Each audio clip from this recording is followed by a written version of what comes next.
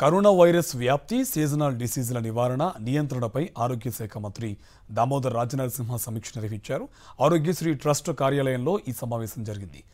India, ఇతర దేశాల్లో ఉన్న కోవిడ్ పరిస్థితులను అధికారులు అలాగే ఎపిడెమాలజిస్టులు మంత్రికి వివరించారు. కొన్ని దేశాల్లో కోవిడ్ కేసులు స్వల్పంగా పెరిగినప్పటికీ హాస్పిటలైజేషన్ చాలా తక్కువగా ఉందన్నారు. ఇండియాలో పరిస్థితి నార్మల్గా ఉందని, JN.1 వేరియంట్ కేసులు కొన్ని నమోదయ్యాయని, ప్రస్తుతం ఆందోళనకర పరిస్థితులు ఏమీ లేవని తెలిపారు.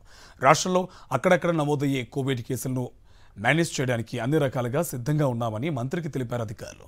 టెస్టింగ్ కిట్స్, మెడిసిన్ సహా అవసరమైన అన్ని వసతులు అందుబాటులో ఉన్నాయని పేర్కొన్నారు.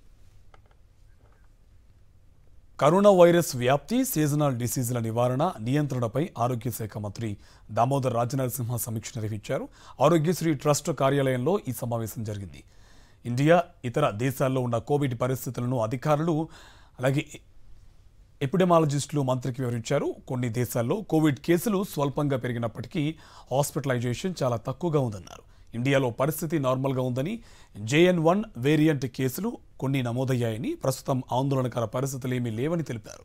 రాష్ట్రంలో అక్కడక్కడ నమోదయ్యే కోవిడ్ కేసులను మేనేజ్ చేయడానికి అన్ని రకాలుగా సిద్ధంగా ఉన్నామని మంత్రికి తెలిపారు అధికారులు. టెస్టింగ్ కిట్స్, మెడిసిన్ సహా అవసరమైన అన్ని వసతులు అందుబాటులో ఉన్నాయని పేర్కొన్నారు.